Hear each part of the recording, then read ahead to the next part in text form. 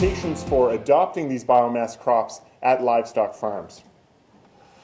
So right now we have dozens of livestock farmers and poultry farmers using switchgrass and miscanthus, primarily due to this wheat straw shortage. And so the farmers that we see using this stuff, we have dairy, broilers, beef, sheep, we even have deep-bedded pigs and alpacas using miscanthus or wheat straw this year, and I'll talk about a few of the experiences. So the first is broiler. So broiler chickens normally are bedded on wheat straw or on wood shavings. And so the most important thing in terms of bedding with broiler chickens is on moisture management. And so we have moisture in the manure, we have spillage from waterers, and this isn't just about sucking up the water like a sponge, it's about sucking it up, wicking it, and then re-evaporating it and getting it out into the ventilation. So this first site is down near Port Dover, a 2-story barn, 2,800 square feet.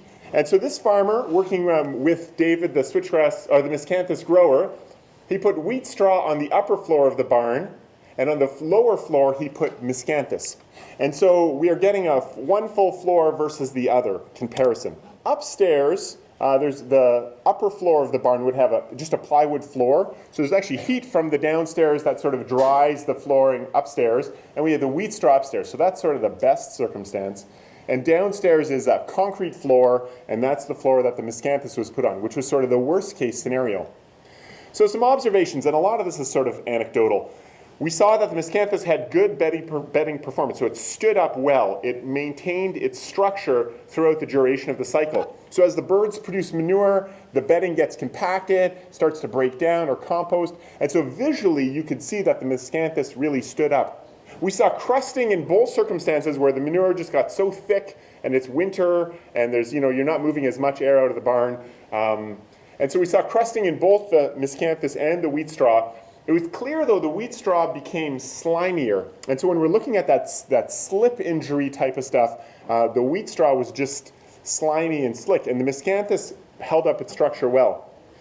We looked at bird health, and so we actually measured this. We went and we grabbed birds, and our poultry specialist looked at the breast circumstance and the foot pads. And we just did, on this project, we just did 10 birds per floor, and they all rated excellent. We had one foot pad on the miscanthus that was sort of marginal, and so we are watching for that in our subsequent trials then to see, was that just the 1 out of 10 sort of random, or was there something? So our conclusion was, there's really, and actually we measured the manure characteristics in terms of nutrient profile, carbon-nitrogen ratio, so on. And there's really no apparent difference. There's minor differences. So in conclusion at this site, we said, well, at least there's equivalent performance, okay? So this was just observational, and that was a good thing. This stuff isn't worse. At least it's equivalent, and it gives us interest in pursuing further and doing better measurements. So I got a couple slides of conclusions. These can be a drop-in replacement at livestock farms that are currently using wheat straw. We need to do a little bit more looking at miscanthus in the dairy barns, as Marlene will talk about switchgrass in dairy barns, and similarly switchgrass in the poultry sector.